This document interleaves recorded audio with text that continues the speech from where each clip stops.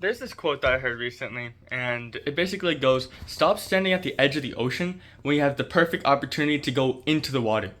That's straight up my quote. I'm not even gonna lie to you. I had a quote in my mind, I couldn't remember it, and then that came out. But low-key, that kind of could. Now, hear me out, right? See, back in my freshman year, I showed up at this completely new school. I show up to this new school and I don't know a single person. See, COVID happened, the pandemic, I haven't talked to anybody in years. And before the pandemic, I was super extroverted. But now, after the pandemic, I show up at school and I'm super nervous. I'm looking at everybody with judgeful eyes. And I'm like, wow, all these people, they're in these huge groups of friends. There's this one kid, I forget his name off the top of my head now. Everybody around him, he's getting them to crack up. They're over here like, ah, ha, ha. Like, they're busting up laughing, dude. It was insane. I'm looking at this one friend group with tons of envy. And I'm thinking, I wish I was like them. And I wish I was able to get everybody to laugh like they can. I'm looking at them and I'm putting all these expectations in my mind. And I'm filling my mind with all these thoughts of, oh, I wish I could be like them. Or what would they think of me if I showed up? And the purpose of me starting this video with that quote that I low-key kind of came up with because I don't remember the original quote is the fact that you're not going to know what you're missing out on unless if you step into the water. Unless if you actually take a chance and risk it for the biscuit, right? Now, whenever I say that, I don't mean do something stupid. But what I do mean is if you keep standing at the edge or standing on the outside, you won't know what potential there is. You won't know what could have been. So, in my freshman year, I'm sitting there looking at this friend group and I'm thinking, all of these people are so interconnected and it's been years since I've talked to anybody. As I said, COVID happened. For me, it was an escape. I want to become a part of this friend group because I wanted people to like me. And the reality of it is that whenever you seek something because you're in need, not because of you're secure in that moment, right? But like whenever you're looking for something, just because you feel like you don't have it, is whenever you're gonna get the wrong things. I want to be part of this friend group because I wanted people to like me because I couldn't like myself. I used it as an escape, and as time continued, I realized that everybody in this friend group was fake. All of them were friends in name, and I thought it was insane because this whole friend group, they looked so genuine.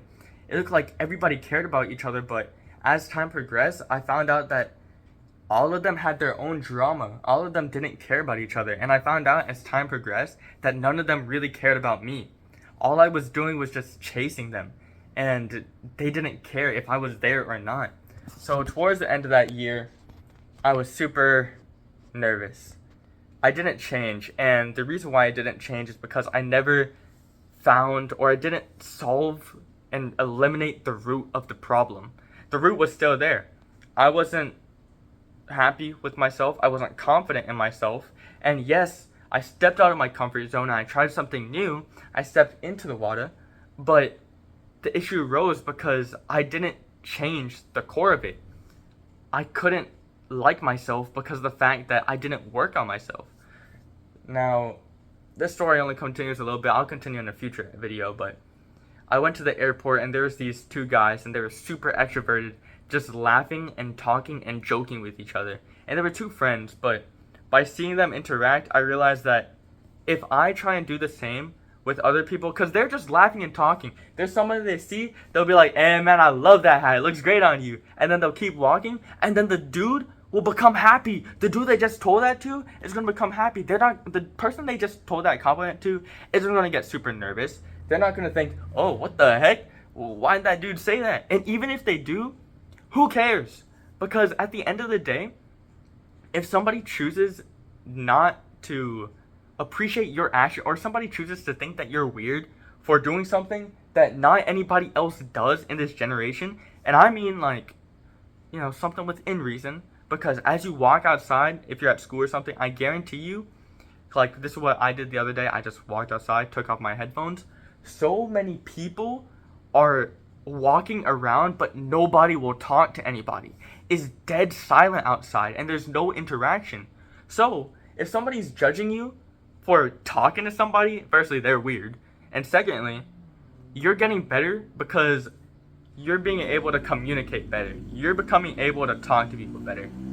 Anyways, a little side tangent, my bad. But the point I want to get across here is that I see these two guys and they're just laughing, talking. They're giving compliments, throwing out compliments, and it's making people's day. So I figured, you know what?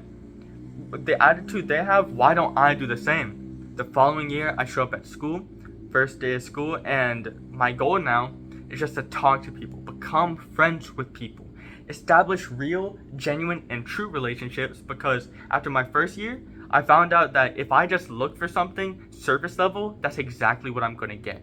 If I don't take the time to build something, I'm not going to get anything that's worthwhile, anything that's going to stand for time. So I started developing those friendships. I started spending time with people, talking with people, going out of my comfort zone and stepping into the water. And by doing that, I was able to make the friends I have now. Now things have came up and I might cover it, well, I will cover it in a future video, but the point I want to get across is that you're never going to change if you don't step out of your comfort zone.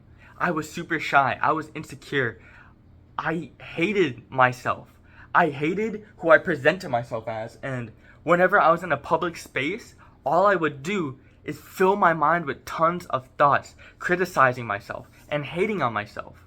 But the reason why I'm where I am today is because I changed. I took initiative,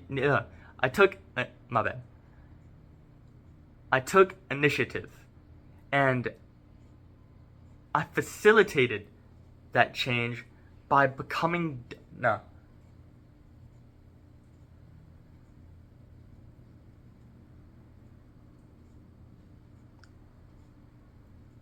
I wanted to become different. I didn't want to experience what I experienced the previous year. I didn't want anything else that's fake. I wanted the real thing. And in order to get this, I had to change and I had to step out my comfort zone. So if there's any message I want to leave you with here, it's step into the water. Don't just stand at the shore. Don't stand watching over as everybody else experiences what you want to experience, because you are able to make your dreams come into reality. Because all your dreams are is an idea of reality that hasn't come to fruition yet. All your dreams are is a dream. It only becomes reality whenever you take action and take initiative and step into the water. So I'll see y'all in the next one. Take care, and yeah, take action. Peace. Oh. Ignore that. Take action, and I'll see y'all in the next one. I accidentally turned my camera. Ignore that. Take action, and I'll see y'all in the next one. I did this like 3 times, whatever.